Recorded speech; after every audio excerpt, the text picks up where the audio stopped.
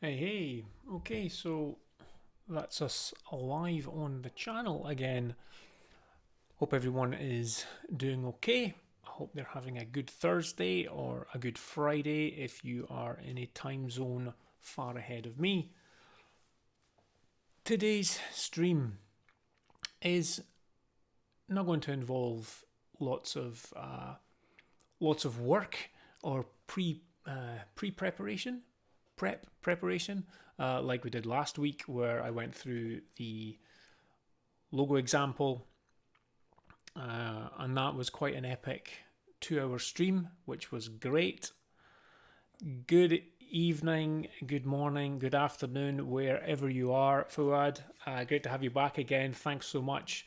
You were a great presence on the stream last week, so that's thank you so much for coming back. I'm looking forward to having a chat today and discussing pretty much talking about my journey. Um, I suppose because I've got to tell a little bit of my life story in order to let you know where, how I've got to where I am at, so that maybe, you can learn from some of my experiences. I've got my preparation pretty much consists of a couple of post-it notes this evening, and I'm just going to run through those bullet points and just kind of tell you my journey. I'll every now and again I will make sure to ask if anyone has any questions, and if you do have any questions, then please put them into the chat, and I will do my best to answer them. So, like any sort of live stream, I don't want to just hang around and wait on people joining because it gets boring for anyone watching the replay. Although, if you are watching this replay, I will have put timestamps into the description of the video so you can jump to specific sections if you so wish. Okay, so where do we start? Okay, this comes about from a couple of questions that were asked last week, namely around, I think it was when I started talking about how much I charge for my design services. And I think some people are, when they see how much I charge, they see it as being a lot.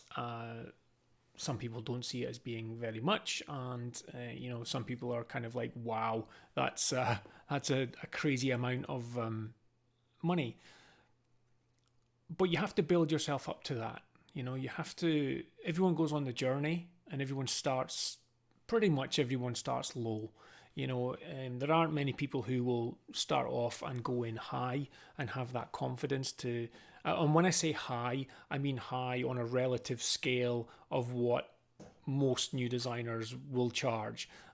High in itself is relative to the types of customers that you're working with, and we'll kind of get to that when I'm going through today. So yeah, so when I started, I'll probably talk mainly around logo design pricing, because most of the designers that will watch this will be kind of maybe interested in that. There are lots of other materials like business cards and brochures and things like that, and those they can differ based on certain criteria. With logo design, yes, people do logo design slightly differently. They'll have different processes, but we're all kind of going for the same end goal. So I'm going to use logo design as sort of the example of how I raised my prices and at what point in my journey I went through that stuff. So when I started my on my own, so I'm not going to talk about. I worked in a few design agencies and things before I started my own business. I started my own business in 2005. So it's about so it's coming up. It'll be 16 years old in December this year, which is crazy. When I started out, I think I was charging something like, it's hard to remember, but I probably wouldn't put it past me. I was probably charging something like £75 for a logo, right? Which is like minuscule. And I wish I could go back in time and give myself a slap. What you doing? Because even at that point, I'd been designing, I'd been working in sort of in different steps, different placements in different design studios for about 6 years. And there's me, charging £75 for a logo. But really it was down to the same as it is for a lot of people. You don't have any clients. You're trying to build up a reputation or build up your portfolio, and you're just desperate to get the work. And so you will, sell your services for next to nothing in order to bring the work in and to just have a job, something that's going to bring some money in. And I'm trying desperately to put myself back in the mindset I was in at that time. It can be difficult, but, even then it was like, I'd never had to find work. I worked in studios and I was given jobs and projects to do. I didn't have to find clients and stuff. So it was a new experience for me. I was a designer who was having to be a businessman. And I was very shy. I didn't like speaking to new people. It was really difficult for me. And very quickly I had to realize I had to put myself out of my comfort zone. So I started to do that, and I started to get some work through friends and relatives, and I had a couple of business contacts who gave me bits of work, but I had to really push myself out of my comfort zone and try to find work. And all of the work I was doing was local. It was in my city. I'm in Dundee in Scotland, and that's where I looked for work. Didn't really do anything. Didn't do anything online or that. Just really looked locally for work, and I was just asking around and seeing who wanted things. So I was able to kind of scrape by for a couple of years. Fuad's asking if I could teach you about brand strategy and how to do it on your own.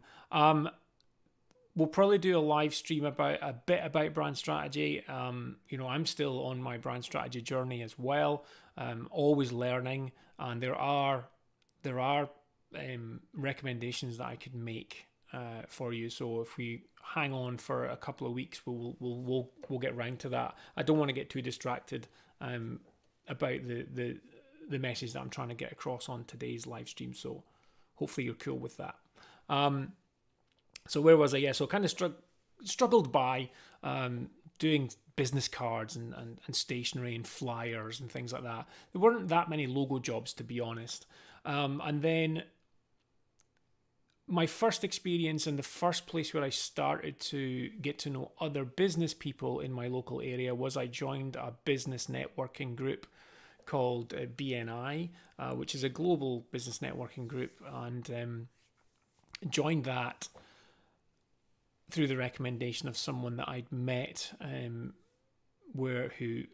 I think I spoke to them about potentially paying to advertise my services, and they invited me along, and I went to that, and I was a member of BNI for about four or 5 years. They meet every week. It's a small group, and only one. The inviting thing for me was that only one graphic designer would be there.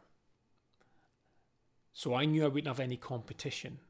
I knew if I was there, I should get any graphic design work that was given out between the other members of the group.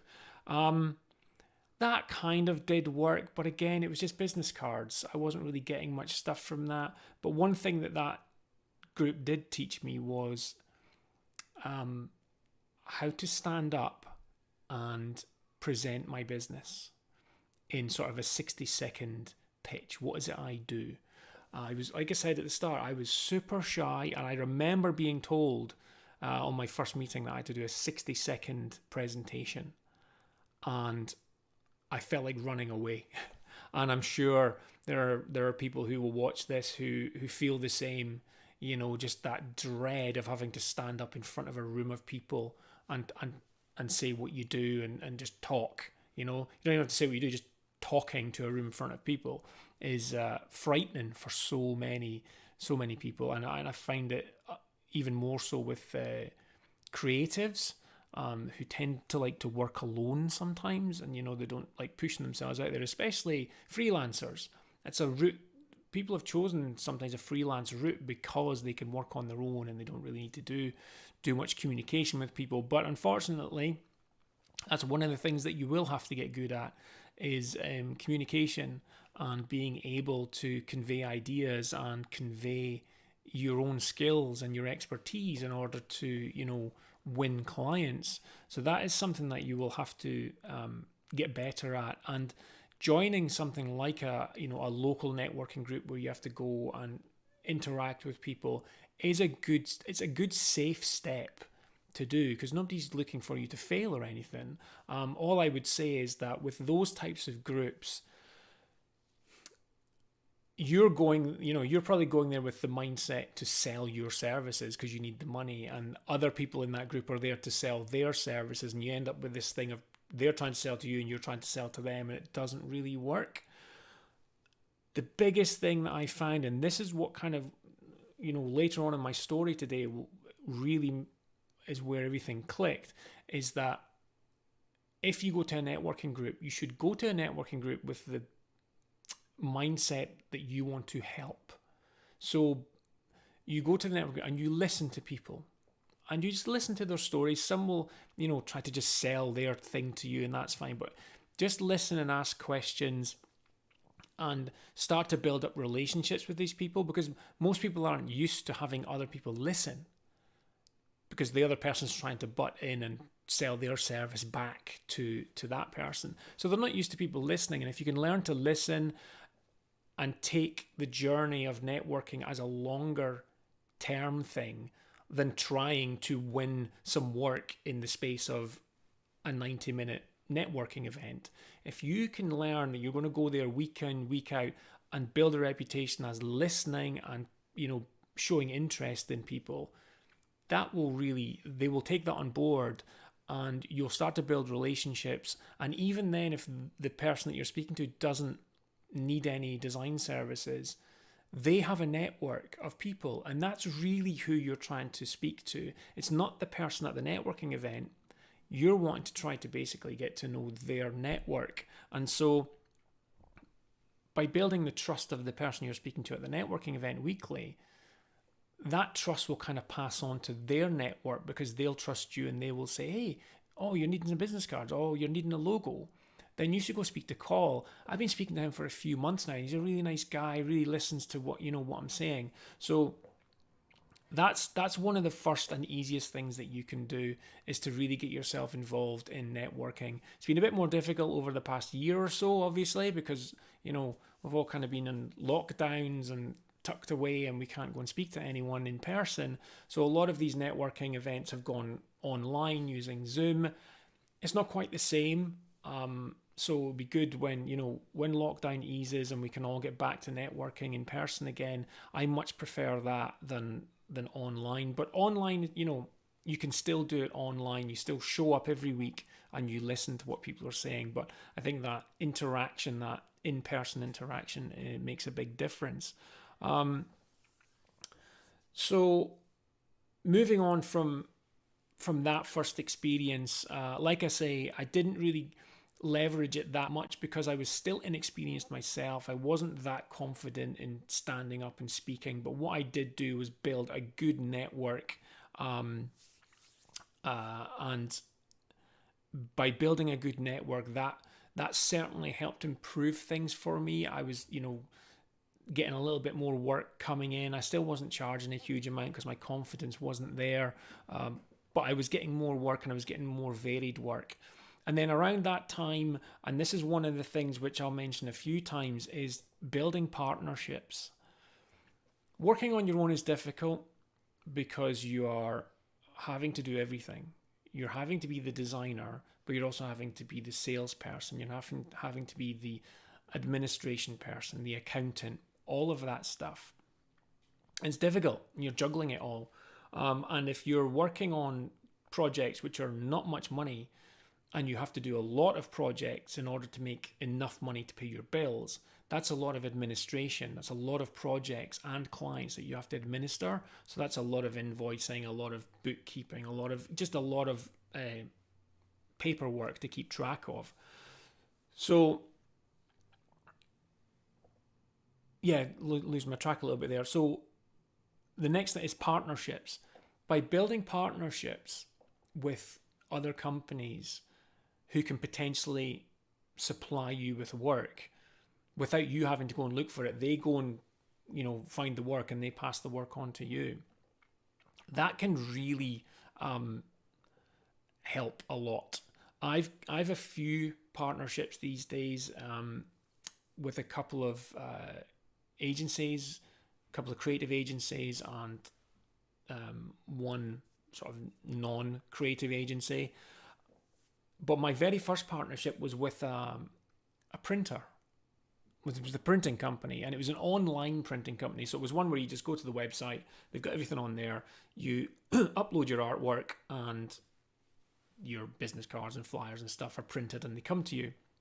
Excuse me whilst I take a drink. And I was put in touch with this printer through one of the people at my BNI networking group, and they were needing someone that they could call upon because they would get people contacting them for print, but they didn't have any design, and they didn't really have the people power to handle the design work. So they were looking for designers to take that work on. And so I started working with them. Money wasn't great as per usual, but it was constant work. It was mostly flyers and business cards, so it was easy work to do. And it built up a connection, and I'd had a discussion with the print company owner if it was okay, if the client came to me outside of them, if they knew they were working with me, if they came to me directly for design work, would that be okay? And they had absolutely no problem with it. The only thing that they said was, if that person comes to you for design work, then we would like to get first refusal on any print work that they want from that, which I was absolutely happy with. And so by working in partnership with that print company, I started to build up more clients outside of my city because they were an online printer in the UK. So they were getting customers from all over the UK. So I slowly started to build up a little client base of clients that were out with my city, and, in England, Wales and Northern Ireland. It was mostly the UK countries that I was working with, and that was great because that sort of spread things a little bit further afield, and I was starting to work with different types of companies as well for industries that just weren't in my city and they were outside. So that taught me a lesson that partnerships could be really good, but you have to be careful. You have to make sure that it isn't all one-sided, and that you're not just being, because you could easily be treated like an employee of that company that you're working with, and you're definitely not an employee, you're a subcontractor. So you need to make sure that you try to get your pricing so that your pricing is good for you, and it's not an hourly rate that the print company would be paying someone that they had employed. So make sure that you work that out all right, and just walk away if it's not going to be good enough. Sometimes it's worth trying it for a little while. Even if the money's not that great, try it for a little while and see how you get on, especially if it means you can open up your field of view to more clients. Dirk's asked a question, hi Col, do you feel the loyalty is equal or getting less these days with so many people connected as partners? That's a good question. I think there's definitely, just from speaking to some other designers and how they work with agencies, I definitely feel it's one-sided towards the agency. The agency is definitely winning. Just silly turnaround times, and money's not amazing, and considering it's like quick turnaround, and they're getting great work, and they're not paying that much. It's very much on the agency's winning in that equation. And I think the reason for that is the agency feels that if that designer can't do it, there's many, many, many desperate designers who will fill their shoes. And that also makes it hard for the designer, because the designer's like, well, I need this money, so I can't leave. And the agency kind of knows that. So they've kind of cornered the designer, and the designer's like, I don't know what to do. And it's like I mentioned at the start of my call, confidence is a big issue. And if you don't have the confidence to go, you know what, screw this. This is like slave labor. I'm off. I'm going to do better on my own. I'm going to, do my own thing. But you need to have a lot of confidence for that. And you probably need to have a little bit of money saved up just, to give you time to find new things. I suppose I'm quite lucky in the few partnerships that I have. They've been built more from a position of me being more confident. So they approached me when I had more confidence, and so I was able to kind of, go in with the pricing that I wanted and have that all agreed, and they were happy, I was happy, and those relationships have gone onwards. Whereas I think a lot of partnerships with designers and agencies start with the designer being in a place of, I need this work. Same as working with any client, trying to get it on, or trying to get work on.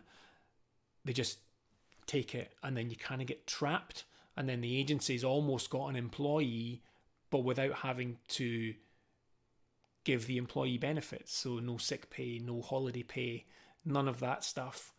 So they're getting a bit of a bargain. So you need to be careful, and you need to watch out for that. But again, like I say, you can try it for a while. It's a great question, Dirk, and I do think a lot of people get caught out with that.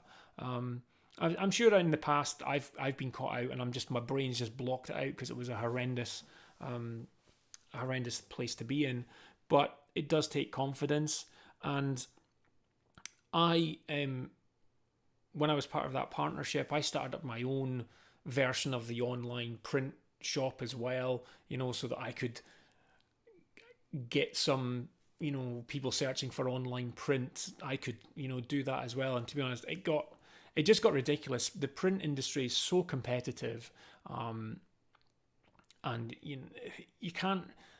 People will move to someone else for 10 cents less or 10 pence less, and it just wasn't worth the hassle. And a lot of the time, the print would be great, but the courier would mess up the delivery, and then you're getting the blame, and it was just really stressful. And I was just like, I'm getting out of this. I'd rather just do the design work. And that's what I went back to. Then about, I had a bit of a 4-year, was it 3 or 4 years, where I partnered up with a company, a web design company based down in Norfolk in England. I was introduced to the MD of the company through a mutual client. Gary was doing some web development work, I believe, for her e-commerce shop, and I was doing some logo designs for her. She had a couple of shops up here in Scotland, and I was doing some logo design work.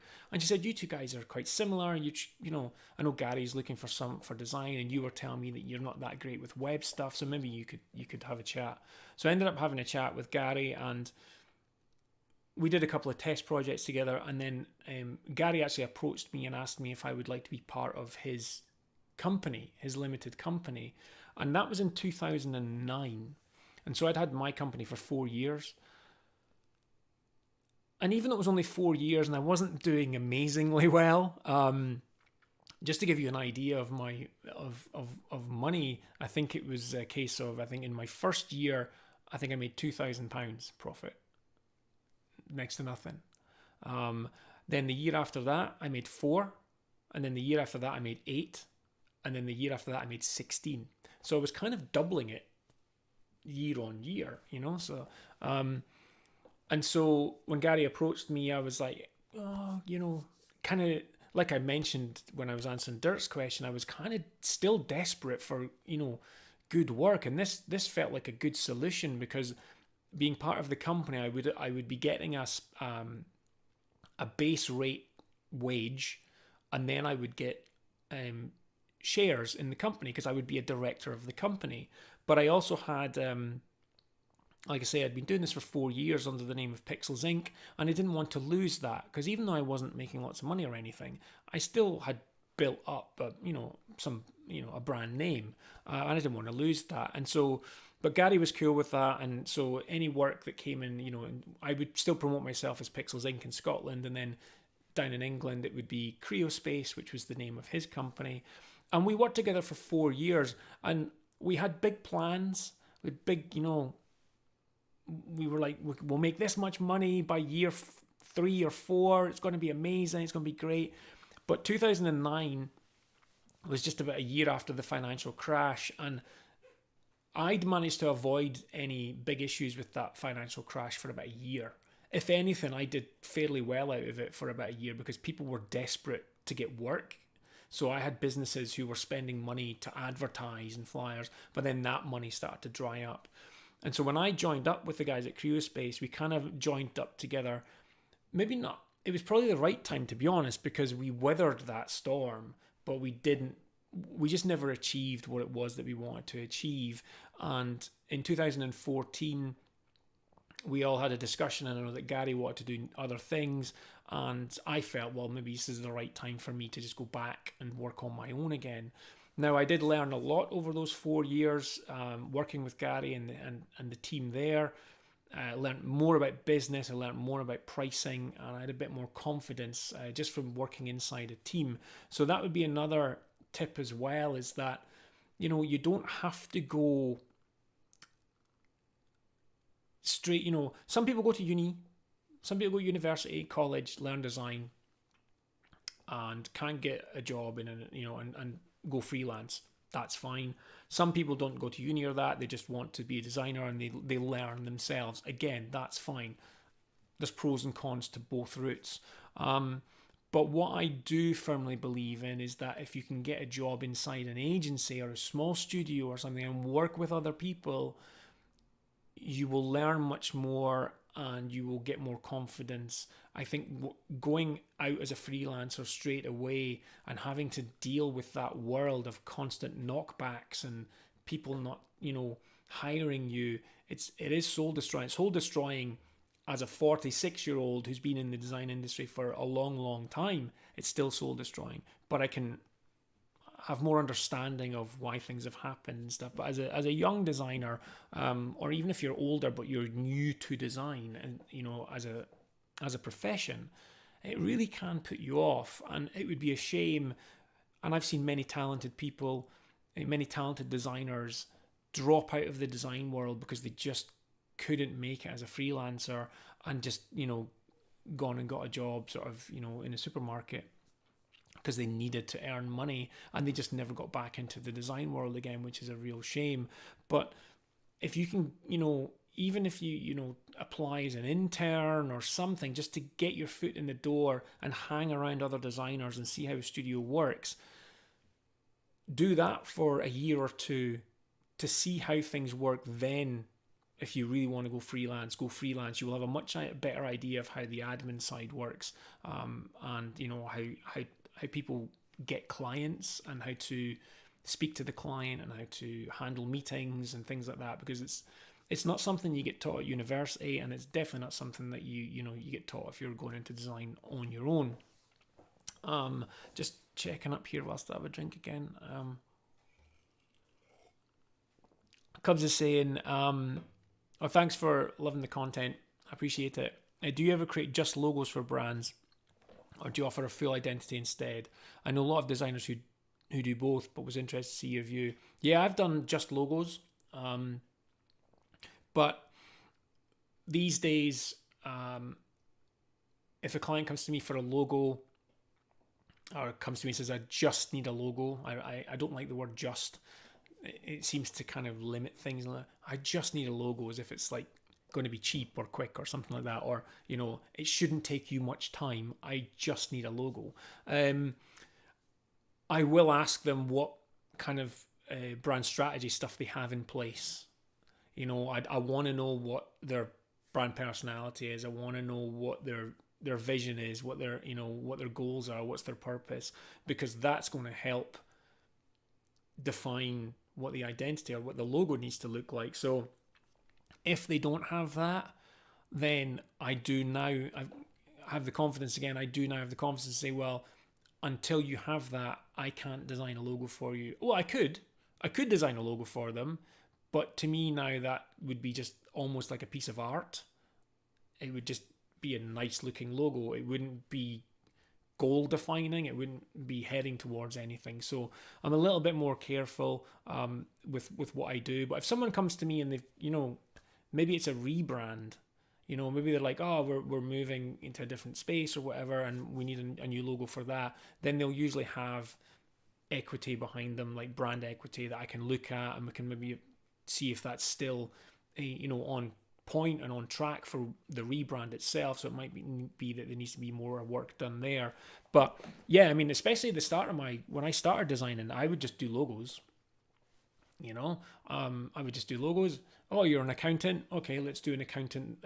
Let's do a logo that looks like it's for an accountant. I would be very much focused on that. Nowadays, when I design logos, I don't design a logo that looks like it's for an accountant. I design it more based on sort of who's the target audience, what kind of look and feel and stuff like that, which some people are like, what nonsense, it should look like. I should be able to look at a logo and I should know straight away that it's for an accountant. Fine. I've got no problem with that. If that's what people think and that's what they like, great. It's not how I work though. And again, that's where I'm a very different person to where I was even 5 years ago. I've got way more confidence to kind of stick by what I do because it works for me. And I've got clients who pay me money and are very happy with the work that I do. So, it's just getting someone coming and saying, I just need a logo. I wouldn't turn them away. I wouldn't turn them away, but I have a certain amount of, I suppose, and I'm not saying that back in the day I didn't have integrity. When I was designing logos back then, I was designing logos with the best knowledge that I had at the time. So the client got the best of me at that time. I wasn't trying to trick them or anything, I was giving them the best logo that I could. And as you get older and as you become more experienced and you learn more, you start to think differently about things. And so on my journey, I've started to look at what a logo is and what its job is and what should it entail. So nowadays, if I just designed a logo, I personally wouldn't feel like I'm doing right by the client. It's up to me to say, okay, if you want me to design a logo, it needs to do a job and it needs to be based off of solid strategic thinking and, based around all of that. And if they're happy to go ahead, brilliant. If they don't want to do that and they just say, nope, I just want a logo, then I'll pass on it. And I will probably refer them to someone else in my network because it's just not how I work anymore. Like I say, that word confidence, I should probably have had that on my hat today, is where it is what helps you, having that confidence. Not ego in that, I'm not doing just a logo because, I do all brand strategy. It's not about that. It's about doing right by the client and just basically saying, look, I don't feel I could do my best work for you if you just want me to just draw a logo for you. I'm probably throwing money away, but you're only as good as the last job you do, I suppose. And, and that's the way I want to think on it.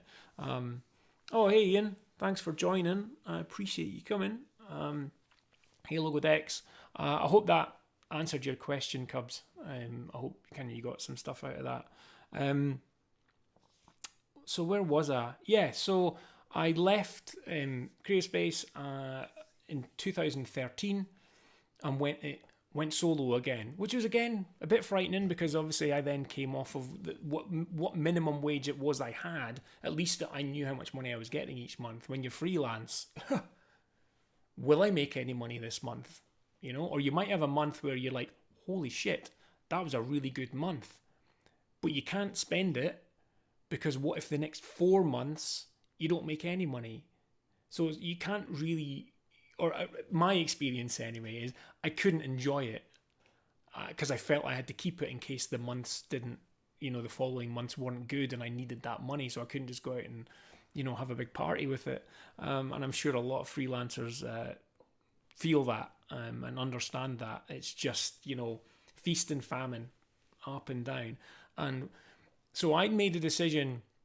I said to myself, I don't want to do this anymore because my stress levels can't take it. I need this. I need just a nice amount of money that I would be happy with. I don't want to be rich. I don't want Ferraris. I just want to have enough money that I'm paying my bills and I can maybe save a little bit of money. I'm getting older, didn't have any savings, no pension, nothing like that. And these things start to play on your mind a little bit. So I probably spent about 6 months. And like I say, I had a bit more confidence. I'm still not great with money, with charging money. I had more confidence in my skills and my expertise, but I didn't really like charging money. I still suck as a businessman. I'm terrible at it. Although I know what I should be doing. And so it got to the point where I was making a certain amount of money and I could not for the life of me make any more than that. And I was working so hard. I was doing so many hours a week. I was working all day. I was working at home, working on so many projects, like juggling lots of clients and stuff. And it was just, I was this close to burnout. And as I need to do something. And I was still attending the odd networking event here and there. And I went to a networking event and there was a business coach there. I think it was like a BNI event. I think I'd maybe got along. It was something like that anyway. There was a business coach there and she stood up and did her sort of 60-second pitch. And she was right next to me and she was doing her pitch and going, these are the types of people that I can help and da-da-da. And as she was everything she said, I was going, that's me. Yep, that's me. And I was like, right, okay, I need to speak to this person. And so her name was Laura. And so I said, look, I need to speak to you because I'm at a point where I'm really struggling and I can't seem to get my business to move further forward. And so we had a chat and, she came up and sort of, pitched her coaching service to me. And, it was a fair amount of money. Now, I should say at this point, because I did say that I was going to kind of use the pricing, how much I charged for logos as an indication of where I was getting to. So at that point, when I was speaking to Laura, I think I'd got my logo design service to £1,000. Or it was just under, because I had that psychological barrier of I can't charge over 1,000. So it was probably something like 950 or something like that. Which, to some people, is still a lot of money. And I was doing websites as well. I was building websites using Adobe Muse, I think at the time. I hate building websites. I don't do it anymore. But I was using Muse to build websites. And I was charging about $9.50 for logos and then all the other design stuff. And Laura gave me her fee and kind of fell back in my chair a little bit. Basically, her fee was going to use up what little money I'd saved. It was all going to go. I would have no safety net if I paid for her services. And she did me kind of a bit of a deal on it, but that deal was based on me signing up there and then. So I suppose there's a bit of that sort of pressure sales, which I'm not that keen on myself. But this was slightly different. This wasn't like someone who was pitching to me and I'd actually, contacted her. So I knew I needed her services, but ended up paying for her services. And the way she did it was really was a good way of doing it. And we did some, I think it's the Myers-Briggs sort of insights to see what type of personality I have. You have like commander type personality. I think it's red, blue, green, and something else. Can't remember. I'm rubbish at remembering the names of those tests. But we did my test, and there's sort of two sets of questions. So there's one where I think you're kind of consciously thinking about stuff, and there's one where it's more subconscious. And when you're consciously thinking about stuff, you can pull from your other colors in order to boost what it is you're trying to do. But apparently, where some people are like, they might be a high red mix and maybe a low blue or whatever. I was the same across both. And so I couldn't pull anything to anywhere. And she's like, it's not often that you have someone that's the same in kind of both ways of thinking, which I was. So let's see. I just want to keep making sure I'm catching up with the chat. So Dirk's saying, oh hey Chris from This Design Life, how you doing? Great advice. The biggest game changer I learned on money is don't connect it to personal feelings. You can never judge if someone is a lot or peanuts for someone. Yeah, I still can't help doing that. When someone comes to me, I go, oh, I don't think they can afford this. I don't know how much they can afford. A good lesson, which I do have to kind of think back on a lot of times, is that sometimes the people with the most money are the people that look like they don't have any money, and so you need to, farmers are quite good at that. A lot of farmers have lots of money, but they don't dress like they have lots of money. So yeah, it's you do need to kind of distance yourself and make it business.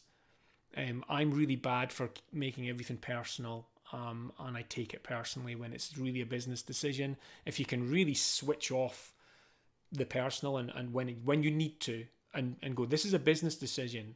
This isn't about hurting feelings or anything. This is a business. This is whether my business survives or not. I need to make this decision. It will make things so much easier. That's a great point, Dirk. Craig's saying, true call, working for somebody else taught me to be really paranoid about checking my work for mistakes. Yeah, there's a great thread in the Resourceful Designer Facebook group just now where Mark, whose group it is, asked people what was the biggest mistake that you made, as a designer. And there's some crackers in there. You do working in a studio and learning your craft for a couple of years in a studio, you will swiftly learn to look at the smallest details because, well, you get shouted at, and it's not nice to be shouted at. But working on your own, it's hard to check stuff. You need the other pairs of eyes as well to kind of look over stuff. So yeah, I value the time that I've worked with in studios before going it alone. I don't think I would have. I would probably be working in a supermarket or something by now if I'd just gone freelance. I couldn't cope with that. I couldn't deal with that. Yeah, so Dirk's saying the test I did is called DISC. Yeah, so it is. It's so that was interesting. So anyway, we found out that I am the same in business as I am personally. So what you see is what you get, essentially. And so I had to learn how to work with that, and that kind of falls into where Dirk's saying about being more business-like when you have to. I find that really difficult. I really find it difficult, and there are probably others out there who feel that way as well. But anyway, Laura started to teach me some techniques and things and how to run my business a bit better. And there were some techniques that she was trying to teach me that were sales techniques that I didn't really like. It didn't sit well with me. I tried it, but it did not feel right to me. But the thing that Laura did help me with was confidence, and to let me see. It's that whole that you've probably heard the phrase, you can't read the label from inside the jar. And I had that problem. I couldn't see that. This was 2014. I'd been running my business for 9 years. 9 years, and I was still going. Many businesses start up and fail in their second year. I'm 9 years on, I'm still going. And she's like, you have to take credit for that. And you've got clients, and you've got repeat clients, and they come back to you. Your main issue is your confidence. You have no confidence in yourself, so you're not charging enough. You're just not charging enough for the value that you bring. And that will be why some clients have hung around, because they can't believe their luck in what they're getting from you for the money that they're paying you. Others will. I mean, I've had clients over the years telling me to charge them more. You should charge me more. Or when I've sent an invoice, they've amended the invoice and, added more money onto it and paid me back, which is, an amazing thing, and it makes you feel great. even that didn't give me the confidence to go, oh, I should put my prices up then. I just wouldn't do it. But Laura gave me the confidence, and at the time I was in an office. It was kind of out of town. It was not in the best. The office itself inside was nice, but the building and the area it was in was not great. And a new building had opened up in the centre, or down on the waterfront in Dundee, called District 10. And I might bring it up actually, just to show you what it looks like. It was called District 10, and even that name I thought sounded cool. I think around about the time the film District 9 had been out, and I'm a big sci-fi fan. I've typed in District 10, and it's District 9, which is coming up on the website. So I need to put Dundee. Let's see if we can find it. These photos aren't the best that they've got here, but so this building here that you can see on screen is District 10, and it's made up of shipping containers. So they made the building out of shipping containers. So the window shutters are the basically the doors of the shipping containers, and on the side of it, because Dundee is pretty well known for its computer games companies. We're a very digital city. I think even maybe today we were voted as one of the 21 future cities in the world. We're the only city in the UK that got voted this. Dundee is a hub of enterprise for gaming and design. And you can see here on the side of the building they put Tetris blocks and stuff. And anyway, it was really cool, but it was really expensive. I think I was paying something like £200 a month for my office, and this was going to be nearly double that. And Laura said to me, how would you feel if that was your office? If you had an office in there, how would you feel? And I went, I'd feel amazing. I'd feel like I'm an actual proper designer because I'm in a really cool office and stuff. And she said, well, do it. Get an office in there. And she said, I guarantee you will make the money to allow you to be there. And I did it. I went down, I inquired, I got an office. The office those are quite big containers, and they're actually two containers together, and they take the center wall out. It's a fairly big office. And if you watch my earlier YouTube videos, my very early YouTube videos, you'll see I'm in an office with yellow walls. That's District 10. So that was 2014 I moved in there. And what I did was I ended up feeling way more confident. And yes, there was pressure now to earn more money because this office was now costing me more. But I felt like I felt good about myself. I felt I'd taken a step. And so the next part of my journey, what's the time? Oh my God, I'm sure banging on a bit. I'm gonna, apologies for that. Hey Dan from Vegan Mortgage Advisor has made it. So the next thing that Laura did for me was she introduced me to a guy called Chris Marr, and Chris was doing this thing which I'd never heard of before, but apparently it was the next big thing in kind of marketing or whatever. Didn't understand a word of it, and I was like, yeah, whatever, okay. Content marketing, it was what it was called, and I was like, what's that? Marketing to me was just like, can't be bothered. I hate cold calling people. I know it's almost, to me, it was a necessary evil in order to get business. Now, up to that point, and even to this day, I never really paid for advertising. I was getting my work through referral. So people were kind of referring business to me. And after a couple of months, I think Chris was doing a workshop about this content marketing thing. And I spoke to a client of mine, Cara, who I'd just done some logo work for. I'd helped her with a rebrand and her website and things. And I'd said to Cara, look, I'm going to this thing. Do you want to come along with me? Because I didn't want to go on my own. And I thought, I think Cara has a family business, and she was sort of I'd done her rebrand in sort of 2013, 2014. This was the end of 2014. And so Cara said, yeah, I'll come along, because we were basically going along with the intention of going to the pub after it. That was our thing. We can go to this for a business thing, and then we can go to the pub afterwards. That was our deal. So we went along to this thing and kind of got where it was coming from. And basically what it is, if you haven't heard of content marketing, it's also kind of known as inbound marketing. It's not traditional marketing. So you're not selling. So you're not saying, hey, we have this great thing, buy my thing. Content marketing is about creating content that is useful to someone who's looking to buy something.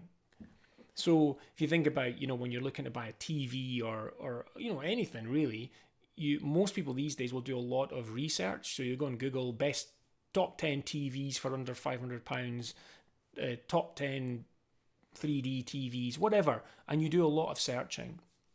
So you're looking for content, and that's to help you give you confidence that you're making the right decision before you buy, because nobody wants buyer's remorse.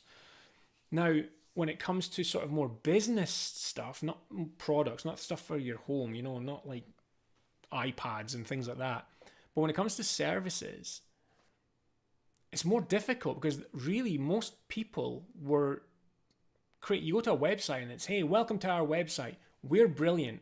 We are so good at this, and we do this, and we've done this, and look what we did for them, and oh, aren't we amazing? It was all about the company, never about the customer, never about their life. What's their problem? What is it they're struggling with? How can we help them understand that we can help them with their problem? So I was really intrigued by this, and so I joined. Chris launched, and the whole purpose of this event was to get people to sign up to his master class, his mastermind class. It was a 6-month course. You met once a month, and it wasn't inexpensive. But by that point, having invested in Laura, I totally saw the benefit of investing in myself. I'd never done that before. And that's my next tip, is to learn to invest in yourself. Learning, teaching yourself. You can't do it all on your own. You could try, and there are probably people that's beneficial to, but really investing in getting outside help, game changer for me. Absolutely, because you've also got different viewpoints coming in. You've got people challenging you. And I need accountability, and I need to be challenged in order to do stuff, or I won't do it. I just won't go out of my depth. And that was my problem. That's why I was struggling at that sort of level before meeting Laura, was I wasn't willing to put my prices up. I wasn't willing to, ask for, if people needed other work or anything. I just wasn't willing to do it. And Laura forced me to do that, get out of my comfort zone. And so went on this 6-month course with Chris, and I learned, and I met this guy. Chris did an event, a live event, and I met this guy called Marcus Sheridan. Let me bring up Marcus's website. So this is Marcus, and Marcus is from America, and Marcus basically was the poster child that Chris would hold up to us as the lesson for content marketing and how it works. And, very quick story, Marcus essentially had a pool company. 2008, financial crash came in, and pools are a luxury item. And when people started losing their jobs and stuff, people withdrew all of their deposits, and Marcus nearly lost his business. And what he did was he needed to think a different way about using, about getting business. And so he just started. It sounds very simple, but what he started doing was, if someone asked him a question about pools, he would say, do we have a blog post on that on our website? Do we answer that question on our website? And if the answer was no, he would write a blog post and put it on his website. He did that every day for 2 years. He ended up with like hundreds and hundreds of blog posts on his website. And he noticed that they started to get more leads. And also the leads were way more qualified, and they were getting more sales than they would normally. And it was getting to the point where they didn't have to do any selling. People were doing their own research And they were coming to Marcus and saying, right, we know what we want. We know what materials, we know what size, we know what groundwork needs to be done, all of that. Because they were doing all of the research on their own. Now, when I first met Marcus, he showed us a blog post, and one particular blog post had generated, it was something like $500,000. I think it's something like $3 million now. That's just from writing a blog post and essentially answering questions. That's what content marketing is at its core, for me anyway, is that you're answering the questions that people don't have answers to. So there are skills to that.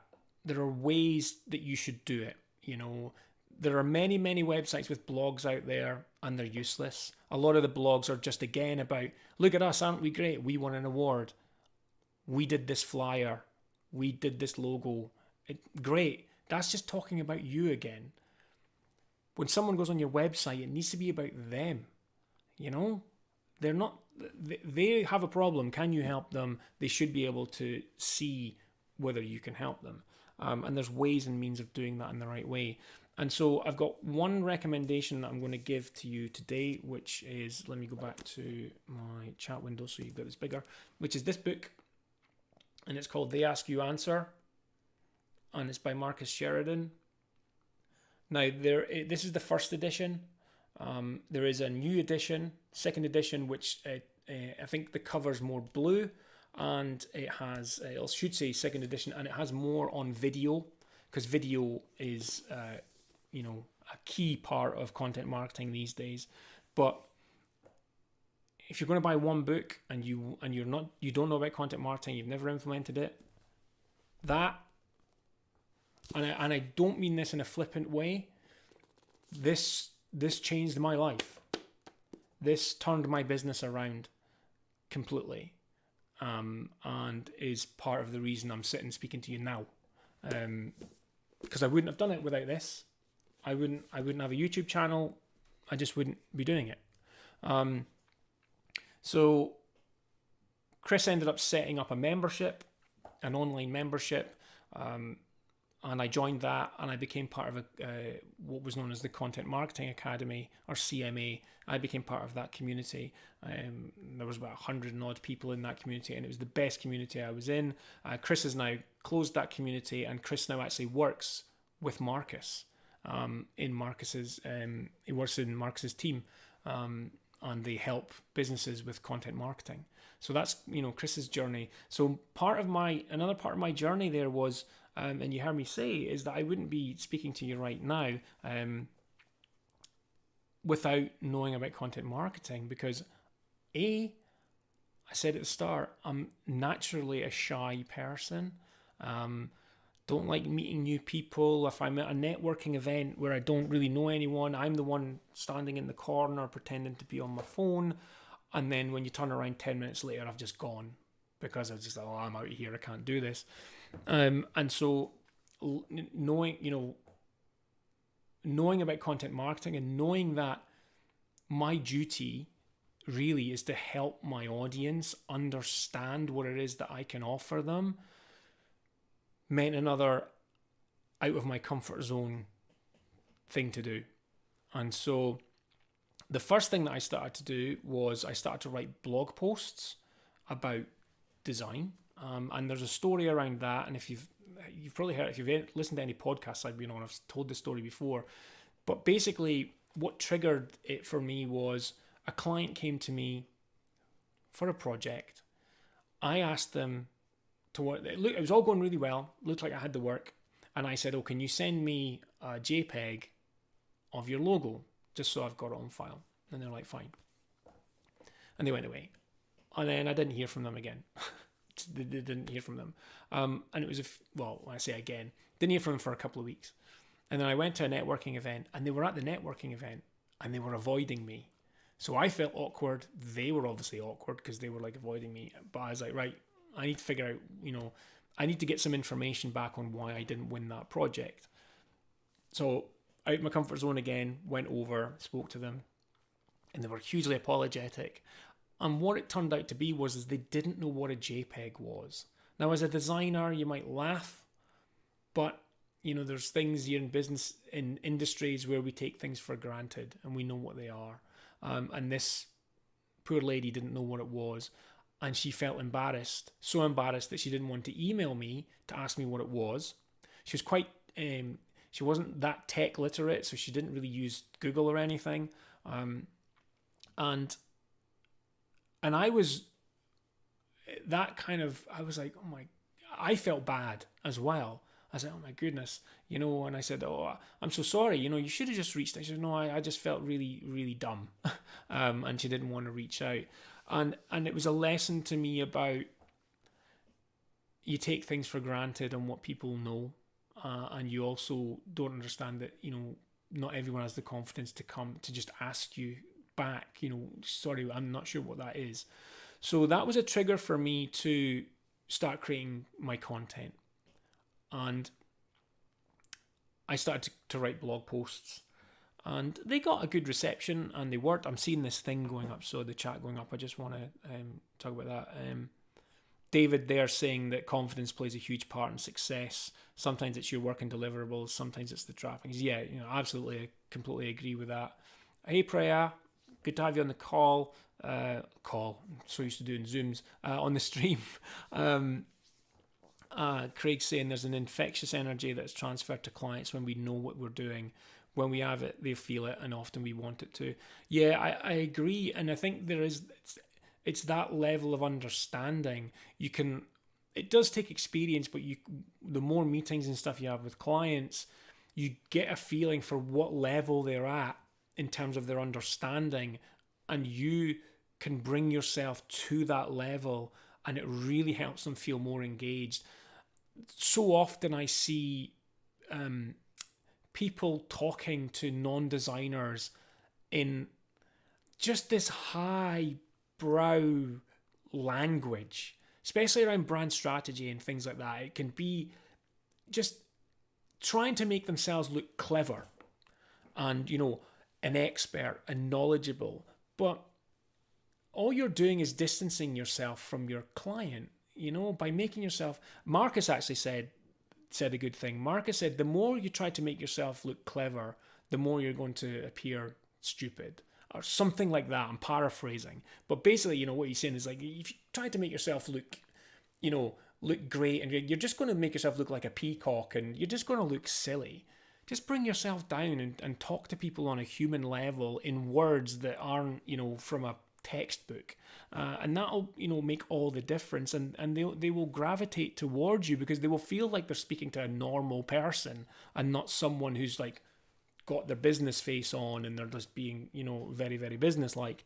Now, on the flip side of that, there are some people that you will speak to as clients who want that. They're analytical people, and they want that type of information. They want to know that sort of thing, and that's kind of where that I think where that DISC kind of test comes in. There are just different types of people, and they want information in different ways. But Craig's absolutely spot on there. You do connect with people that way, and so. Where was that? Yeah, so I started writing blog posts, and I don't like writing. I'm not bad at it, but I find it a struggle. I'm a self-editor, so I'll write a line and I'll edit that line before I move to the next one. It takes me forever. I tried techniques where you're not allowed to stop. You just have to write, but I couldn't do it. It's too stressful for me. And Chris had suggested, well, why don't you do video? And I was like, no way. I don't even like getting my photograph taken. There's no way I'm going on video. And he just said, why are you not doing video? And I didn't want to say just because I didn't want to. I started to throw excuses up, and I was like, well, I already follow people on YouTube, designers on YouTube, and there's lots of them. I think at the time I was really following Roberto Blake's journey, and back then he didn't have that many, subscribers. I think it was probably about 30,000. I'm saying not that many. I mean, in relation to what he has now. But he was fairly early on in his journey, and he was still doing sort of Photoshop tutorials and things like that. It's different. He's doing different stuff now. But And I was like, what? The last thing we need is more noise. You know, who needs another designer going on telling people, you know, showing them how to do design stuff? And he said, yeah, but, and this kind of ties in with what Craig said. Chris was like, yeah, but think about the people that you enjoy working with and you enjoy being around, and the types of clients that you like working with.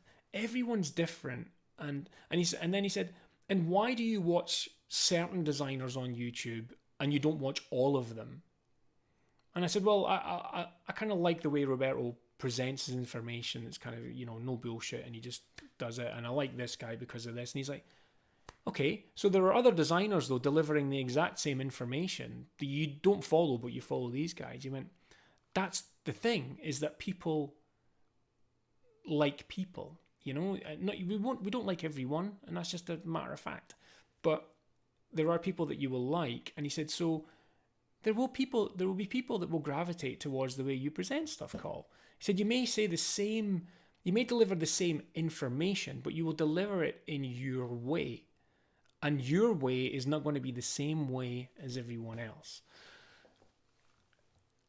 I'll be honest and say that didn't convince me, because I was still like, oh, I don't want to do this. I really don't want to do this. And then he said, you've told me that you want to help your customers. And then it reminded me of that poor lady that couldn't understand what a JPEG was, and I potentially lost a project because of that. I did get that work, by the way, in the end. Once we had that conversation, I did get that work. And so I was like, right, you know what? You're right. I'm going to do it. I'm going to start doing video. And such a hard journey, because as being a designer, I was like, oh, everything's got to look amazing. I've got to have the right camera. I've got to have the right lights. Everything had to be perfect. And the problem was I was trying to make it too perfect. And on my first videos, my beard's ever so slightly different on my first videos. I was kind of growing it in, and it was about this wide, and it was just, yeah, it was unmanageable. So much so that on my first few videos, my beard doesn't really move because I hairsprayed it. I used hairspray on it so it wouldn't go out of place. I just wanted everything to be perfect. It's ridiculous. It is ridiculous when I think back on it now. Now I'm a bit more relaxed. I still get really nervous when the red light comes on the camera, but I'm a bit more relaxed. I'm a bit more me. Those early videos, I wouldn't say I was me. I'm reading a script as well. I had scripts taped below the camera. I got really good at reading scripts, like I wasn't reading scripts. I was quite proud of myself for that. But that was a good lesson to learn. I do actually, for the more complicated videos now, I do have a teleprompter, because there are some videos where you need to remember percentages and facts and figures. So it's good to have a teleprompter with bullet points on it that you can kind of keep a track of things. But I'm much better at doing video. And so the whole point of my channel was twofold. One was to implement the Ask You Answer and start answering questions that people had. And the second was, I thought, well, if I can help business people understand design more and what goes into it, then hopefully that will help my industry a little bit as well, and people will start to value design a bit more. A monumental task, and I was probably being silly thinking that would be the case, but any little thing that I could do to help people understand that it isn't just press a button and a logo pops out the other end, just something where they understand the amount of effort that goes into things, then that'll be good as well. I wasn't thinking about subscribers or views. Well, views, yes, because you want people to watch the videos, but I wasn't thinking about subscribers, and I certainly wasn't thinking that YouTube would be a method of getting clients. It was just sharing knowledge. And so started doing that, and I basically did a video every week for I think 2 years. I did a video every week, and during those 2 years, it might have been I think I started in July 2016, and then I think in December the 1st 2016 I did a 100-day challenge, and I can highly recommend this to you if you're new to video and live streaming or recorded video. It's a great challenge I saw a client of mine do, because he'd started his video stuff just before me, and he was doing this challenge, and he said, and he was way more natural than he was when he started, and I was still feeling a little bit stiff when I was doing videos. And so I started doing this challenge, and the challenge was I was only allowed to use my iPhone. It was an iPhone 5, and I wasn't allowed to edit. And I had to do a video every single day and upload it to YouTube, and I wasn't allowed to edit it, which was difficult because you make mistakes and stuff. The first videos they're not great, and it's just me saying, "Hey, how you doing? Here's what I did today," or a little thought. It might be like 3-4 minutes long, and I did that every day. And it got tough. There was times where I just didn't want to do it. And, I was just like, I can't be bothered with this. But I made it all the way through to 100 days. And those videos are still on my channel, I think. They'll probably be in a playlist, my 100-day challenge. And all you really need to do is look at the first video and look at the last video and see the difference of who Col is in the first video and then where I'm at in that third video. So it's just over 3 months of doing a video every day. And that really helped me get confident in front of the camera, feel more natural, certainly teach me to look at the lens and not, if you're using a camera with a flip out screen or you're using your smartphone, you have a tendency to look at yourself. So, I mean, even if I do this now, I'm looking at you right now, but if my camera had its flip screen open and I look at my flip screen, it doesn't seem to me like my eyes are moving very far, but to the viewer, it looks like you're just looking past them and you're not paying attention. It's a very, very small. The further away you are from the camera, it's less noticeable. But generally, when you're kind of doing things like this, it's fairly close, and just looking off to the side or looking up or looking down, it's very, very obvious. So that's a good tip to do. So that's another thing I'm going to say now is you need to be doing video. Again, some people will disagree, and it's your right to disagree, but video is a super quick way to make a connection with any potential customer or client. They get to know you, they get to hear what you sound like, they get to experience your knowledge all in one way. And the great thing about video is that you can repurpose it. So you could repurpose the audio as, like you could release it as a podcast if you want. You can take snippets of it and use it on social channels, and you can use the transcript for creating blog posts. And that's essentially what I'm going through now. I've got, if you take away the 100-day challenge, I've got 150 videos on my YouTube channel. I've only got 40 blog posts on my website. So I'm now working with someone to take all those videos that I've not got blog posts for and change them into written blog posts, but also embed the video in the blog post. So it gives people the best of both worlds. If they want to watch the video, they can. If they prefer to read, then they can. And that's the thing. Not everyone likes to watch video. And not everyone likes to read. So you want to kind of give people all the options that you can to connect with you through various ways. And if you are doing video, it is important as well that you have captions, because when people are on smartphones and things these days, mute is always on, and people are often, they might be somewhere where they shouldn't be watching videos, they should be doing something else, but they would just want to watch it. So if you've got captions, then that will really help do that as well. Ian's saying he likes the idea of the 100-day challenge. Might need to try that just as a way to get used to making videos. It's definitely worth doing, Ian. It really is. I mean, obviously your podcast is amazing, and you're kind of on almost a similar. I know that you started your podcast for reasons specific to you, but listening to the series 1 and listening to how you are on your podcast now is, it's such a difference. You can hear that you're more confident in asking your questions and you dig a bit deeper. And it's great to see that. And everyone will have that shift. It's like being designers. You only get better as you do more stuff. And it's the same with this. So you're only going to get better at content creation if you put content in. Now, the main objection that Chris would get in the Content Marketing Academy from people was, I don't have time to create content.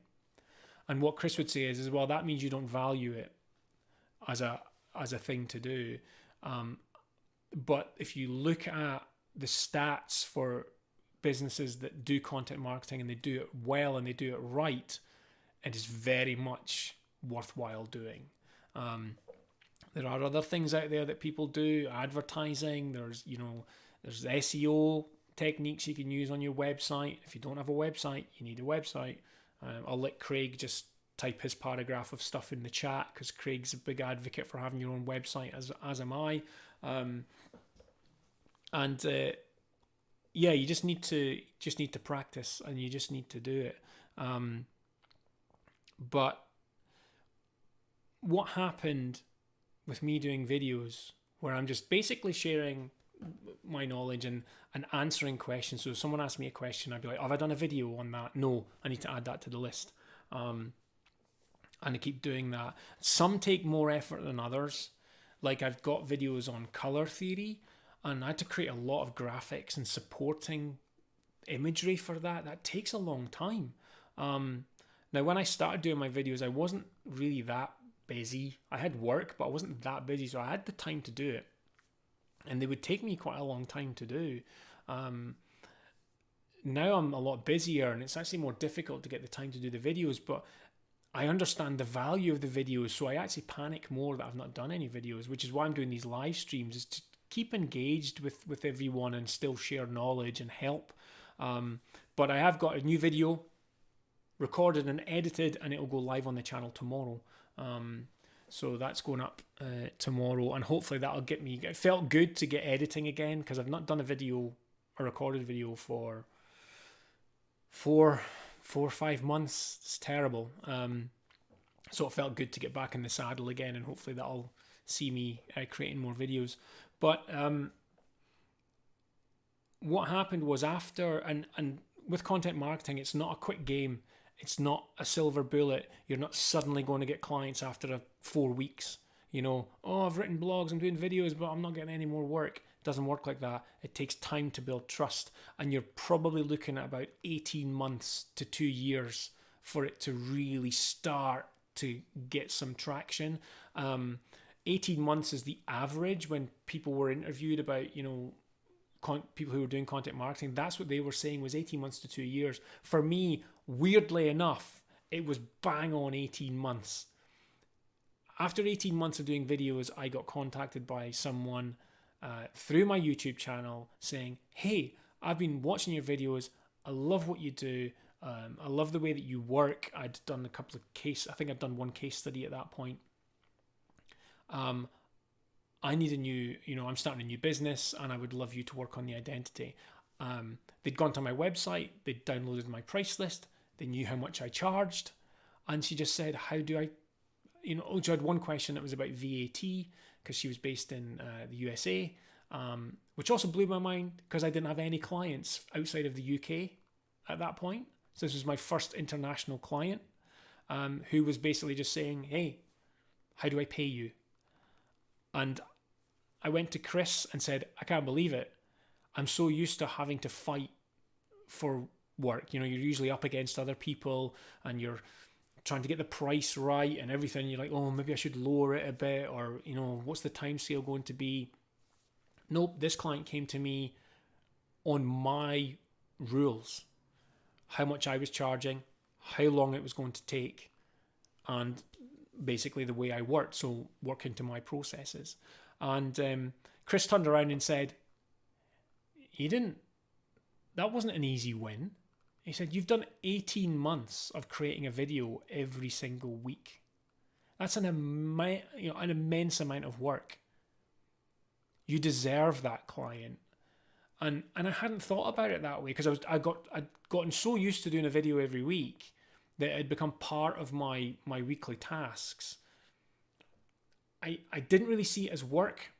I just saw it as a business task. It's something that now I have to do because it's going to be beneficial to my business. Just like doing the books and doing your accounts and all of that, you just keep going.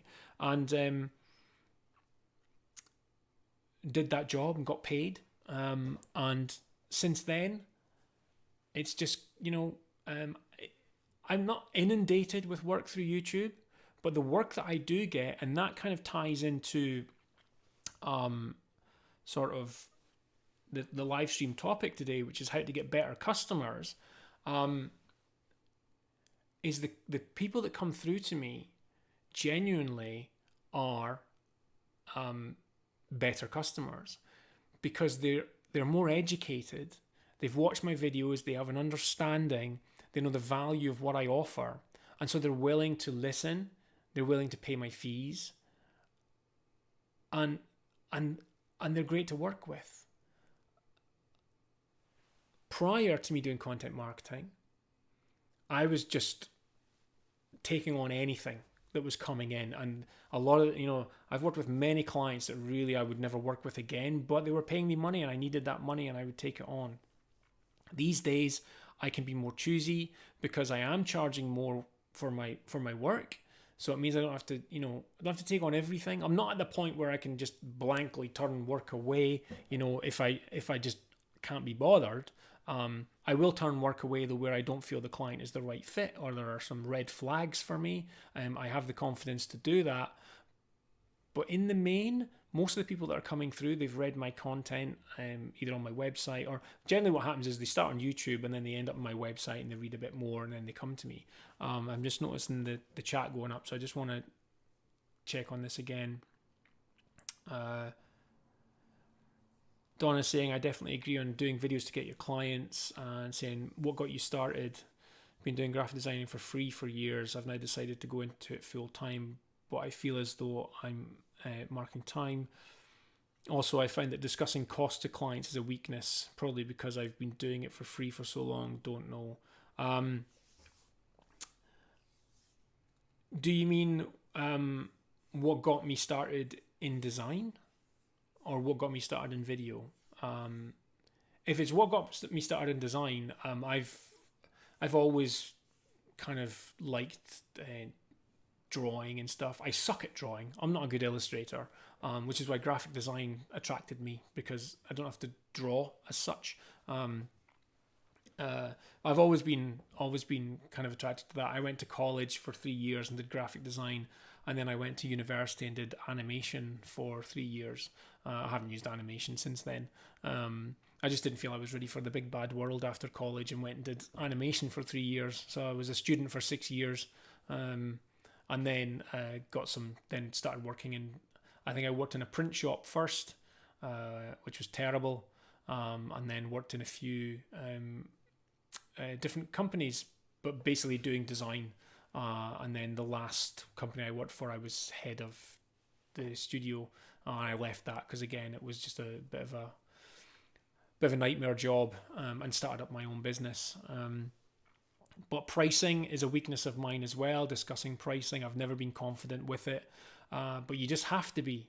You just have to get into that, and you just have to bite that bullet, because if you don't, the thing that I'm finding is that when I'm earning better money, it gives me more time to think, and it also gives me more time to spend with that client. If you're not charging much money, you need to get the job done and out the door so you can get onto the next job, and then the next one, and the next one, and the next one, or you need to be juggling 20 jobs at the same time, and that gets really stressful. So unless you start charging more money for your projects, you're always going to be doing that. The benefit of charging more money is that you can spend more time with a client, giving them a better experience, which means they then have a better time, which means they then refer you more. And the more money you charge, generally you're kind of moving up. So if you're charging, let's say, £150 for logos, the people that person knows in their business network is generally going to be more people who will only pay £150 for a logo. So you're kind of stuck in that pool. If you move up to 500, then you're hanging around, then your client is hanging around with people who are likely to pay 500. And that kind of works as you go up. So I mentioned last week that I charge 4,000 for logo design, but they must have some brand. They must have a strategy. I must be able to see their what brand strategy they have in order to create a logo for them. If they don't have it, then they need to bolt on my sort of strategy foundations, which we will go through first and then do the logo. That takes it to 6. So I'm kind of working with clients that are around that mark.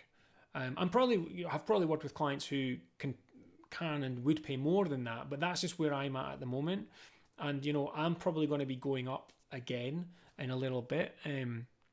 I've just finished my biggest ever brand project, which was a full brand strategy development with brand identity, and will probably be some ongoing consultation work to make sure that the brand keeps going. And it's been an amazing experience. The client's based in Kuwait, so I was dealing with a different culture. It was just an entirely different experience. The clients were amazing.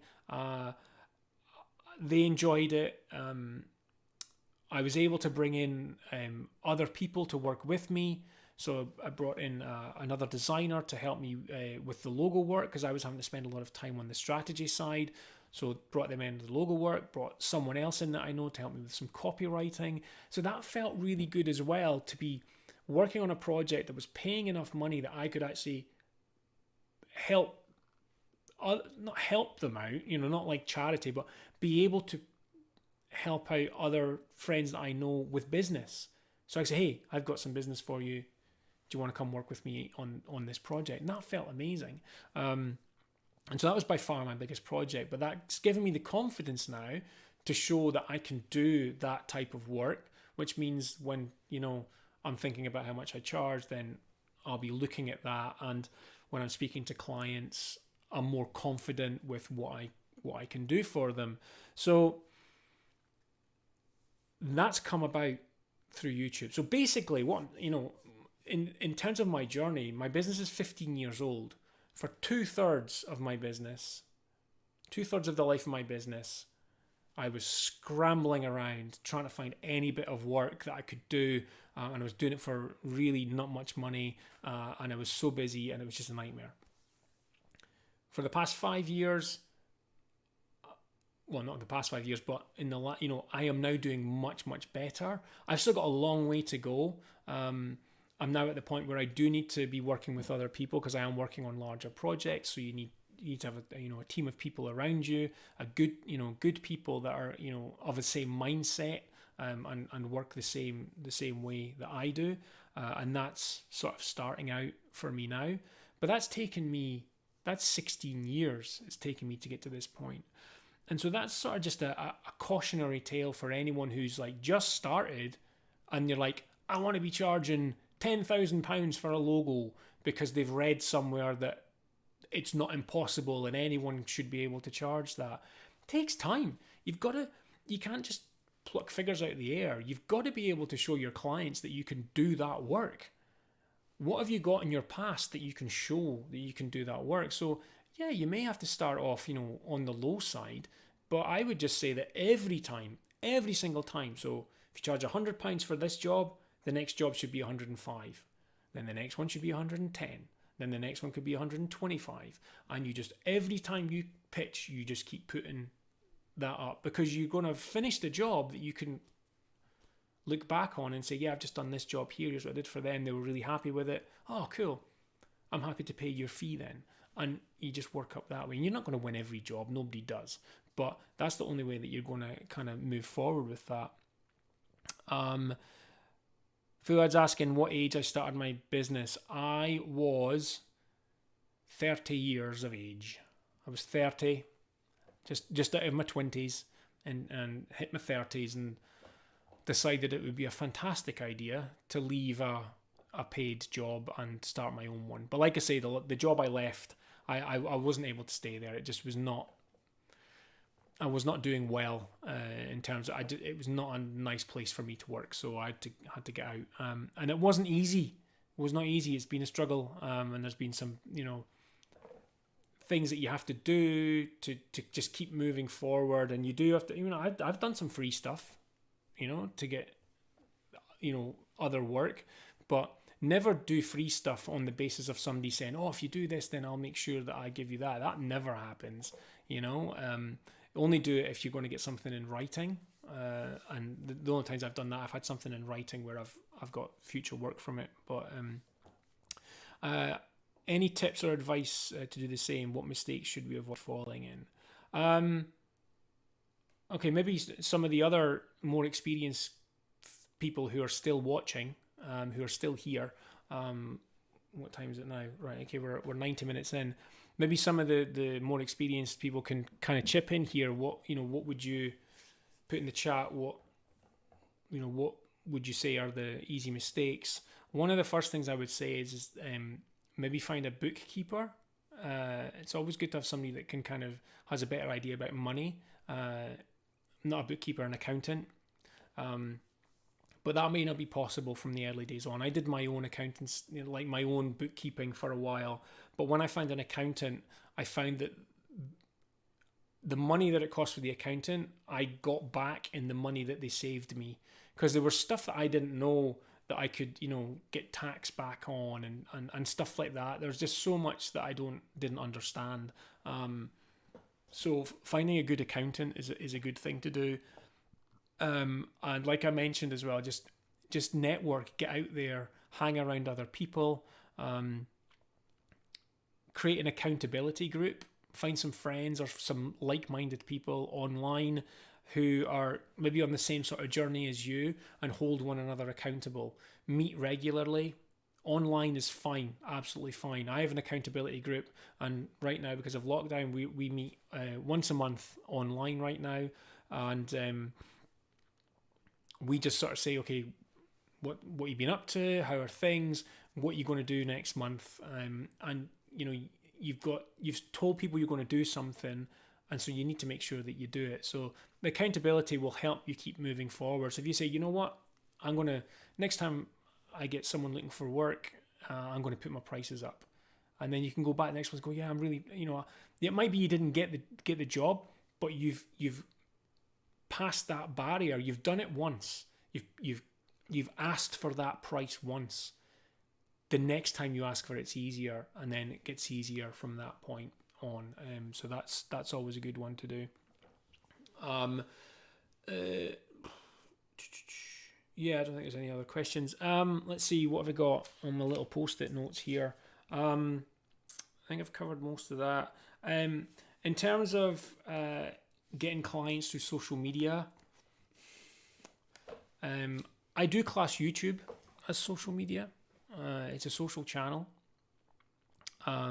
albeit slightly different.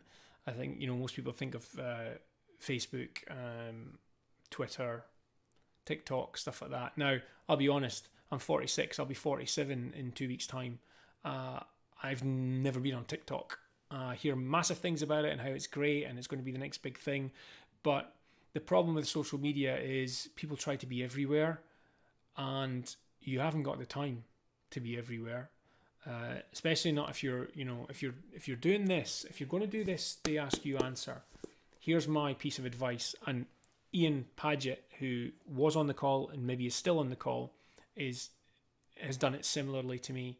And that is, pick a platform and only post content on that platform until you essentially own that platform for who you are, and you've built up a big audience, and people come to your page or your channel to learn what you do, and learn themselves, educate them on what it is that you do. Ian's done that through podcasting. Ian is now thinking about doing video. So his podcast will keep going because he's now got that space. It's now part of his time. But he's now going into video. And I think, if I'm right, Ian had mentioned that it might be that the podcast will be recorded as video, and it will be shared as video, and it'll also be recorded as a podcast. But, I fully think that Ian will do other videos as well. And I know that Ian's writing a book just now as well. So all of the people that he's interviewed through his podcast obviously has educated Ian, and he's got better around his logo work and how he handles things, and he's got the knowledge to create a book, which is awesome. I'd love to create a book, but like I said, I don't like writing. But own that channel. So I started doing blogs, and it wasn't for me. So I went all in on YouTube and just built up a following. And there are things I could have done with it. I could have taken. I get offered like video sponsorships and things from companies, but I don't. A lot of them I turn down because it's not software or things that I use, and I only want to promote stuff that I've used personally. So there's only a few things that you'll see on my channel that have affiliate links to, because it's stuff that I use. I do have I've had a few people reach out to me for software which I don't use, but I know that I probably would like to use. So what I say to them is, well, give me time to learn it, to try it, to see if I like it. And if I do, then I'll do a video on it on my channel, because I just feel it's disingenuous of me to kind of just create videos to get affiliate fees. It's not something that I'll do. The channel's still growing. I mean, where are we at? 30,200 and something probably subscribers. But like I say, it's a good number, and it's it feels great that many people have deemed my videos good enough to subscribe to the channel. But for me, it's still very much, if I can help one person, that's why I do it. It's more the comments that I get back from people saying, this has been so helpful to me, thank you so much. That makes my day. I do get people who leave horrible comments on the channel, but that's social media. And that's one thing I'll mention as well, is that as soon as you put yourself out into the public domain, you're a target, and you have to just have to grow a thick skin. But if you're a designer watching this, then it's something you need to grow anyway, whether you do content or not, because you need to be prepared for client pushback and clients not liking things, even though you've put your heart and soul into it. You never get used to that, but you understand it more. But the thing is as well, the more you understand your client and the conversations you have, then you shouldn't really be making as many mistakes, because you should be paying more attention to everything that's there. You're welcome, Twixio. Thanks for joining the stream. Ian's still here whilst multitasking. Ian's always multitasking. I'm amazed he gets anything done. Ian reads books and everything, and he still has this podcast on the go, and he's running Logo Geek community and stuff. It's crazy the amount of work that he does. He's guy's a machine. If you are watching this and you're not a member of the Logo Geek community on Facebook, highly recommend you go over and check it out.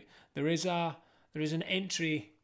There is a barrier to entry. You do need to answer some questions and stuff. Ian is very good at protecting who gets into the group, which is why the group is so good. He's really good at making sure that only people get in that are going to be the right people in the group.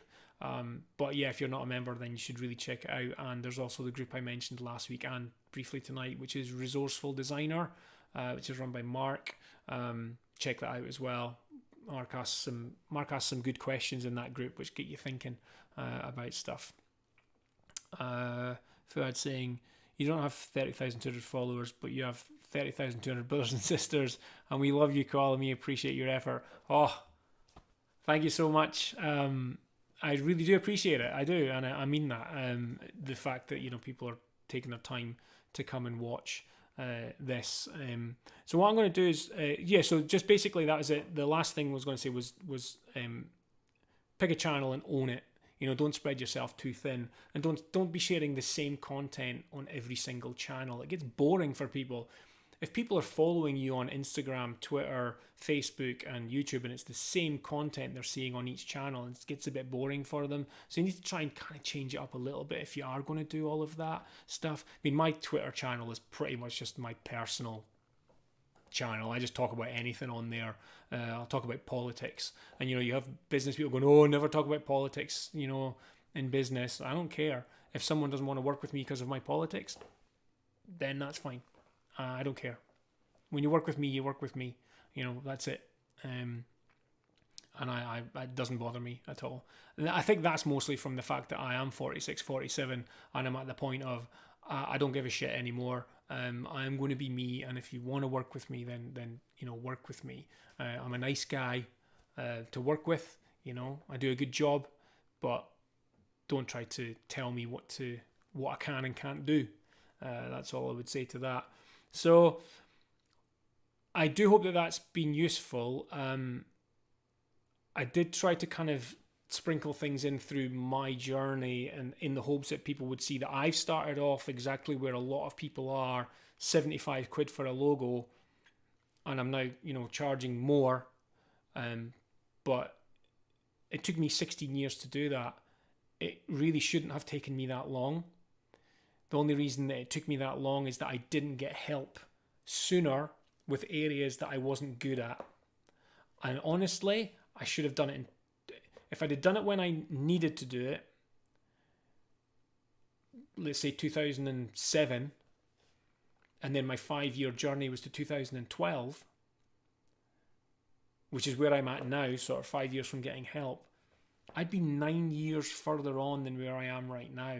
And who knows what that's going to be like, So don't leave it too late. Don't sort of sit there suffering going, I suck at this, but I'm not going to get any help though.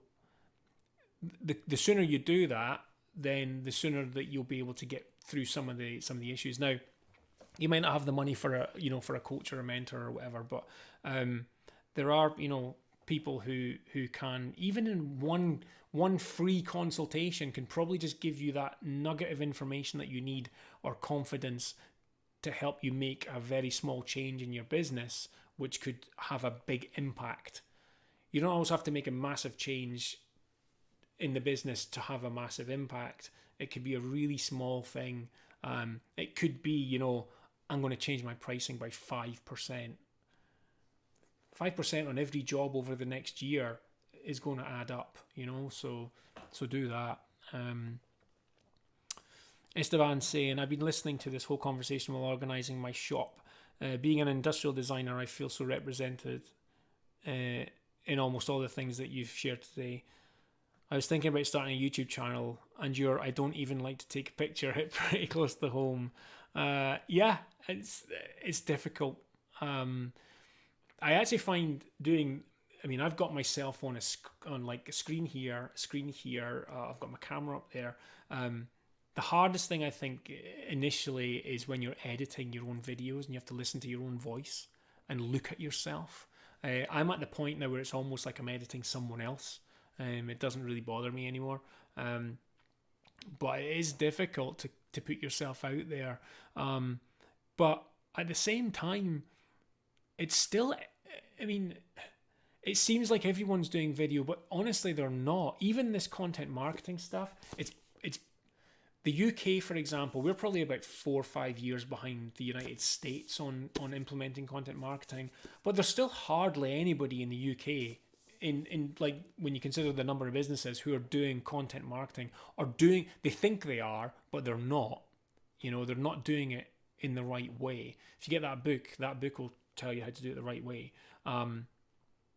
So that, they're still a minority. And then the same goes for video. You think everyone's doing it, but they're not. And when you do it, there will be a lot of people watching going, I wish I had the confidence to do that. So you may actually encourage other people to do it. And it's easier said than done. Even just record video that you don't have to publish anywhere. Just record videos for yourself. Just get used to speaking on camera. They don't have to go live. You don't have to upload them anywhere. Just practice. Get used to setting up your lights and things. I'm still I try to get things looking okay. For the live streams, I'm not too fussed. I think it's just as long as you can see me and hear me, then that's fine. For the recorded videos, I do try to set up a little bit more. Like I say, I've got a new video going up tomorrow, and I've tried a different view in my office with some coloured lighting, and I think I'm a little bit too purple. So I'll look forward to the feedback on that. I think it's maybe the colours just maybe a little bit too high on it. I may try and fix it before tomorrow, but I'm just like, you know what? it's better done. It's better done and uploaded than not uploading it. What is it they say? Better finished than better done than perfect. I can't remember what the saying is anyway, but it's done. So,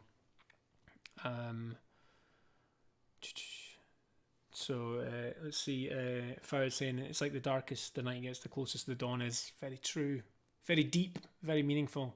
Ian saying it's been amazing, really enjoyed it. Honoured to know you.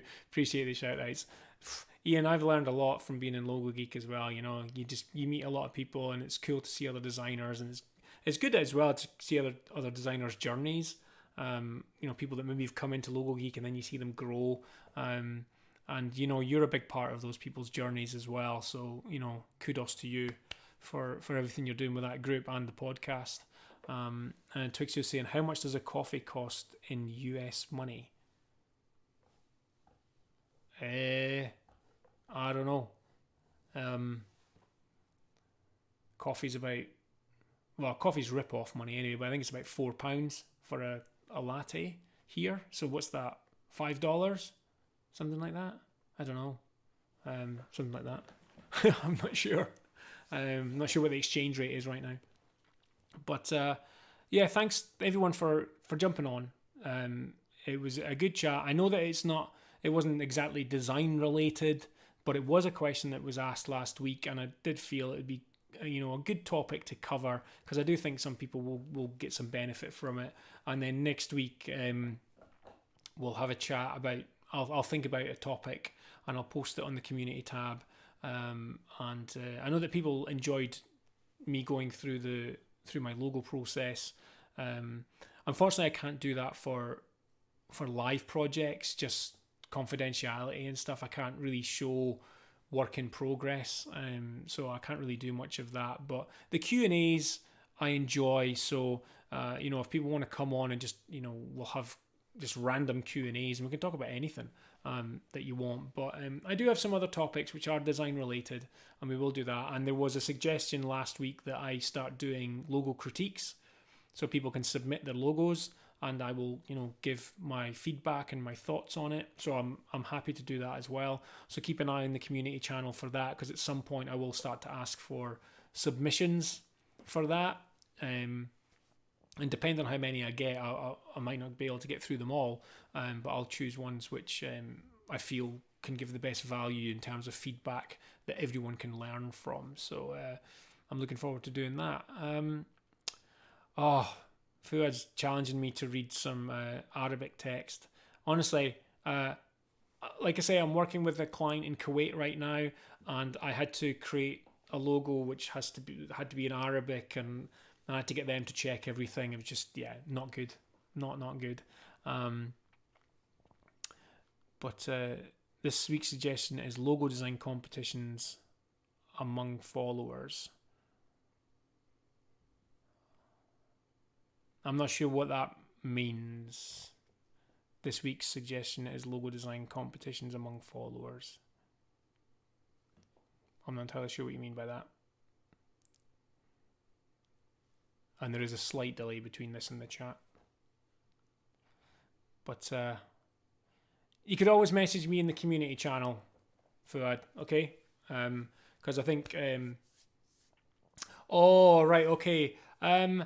Yeah, I'm not too sure about that. I'm not a massive fan of logo competitions, really. I know that if people don't mind doing them, that's great, but I'd much rather people kind of worked on real projects, you know, even if it's helping out a charity or something where you're working with a real client that can actually, you know, gives feedback or pushback, or that's not quite right, or this isn't quite right. I think that helps develop your skills a lot more. Logo competitions are good for for learning tools and getting better with Illustrator and stuff like that. I get that, but yeah, I'll have a think about it, but it's not something that I'm super keen on. Yeah, maybe the logo design, something where I do that and then I can give a critique on it.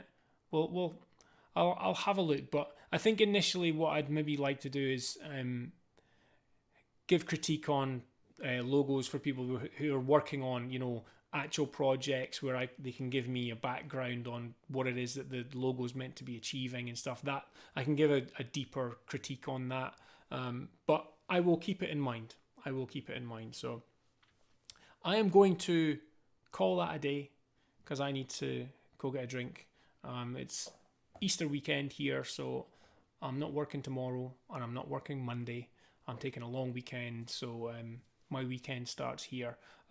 This will be getting uploaded to the channel, so you can watch it back if there was anything that you missed or just wanted to hear me repeat.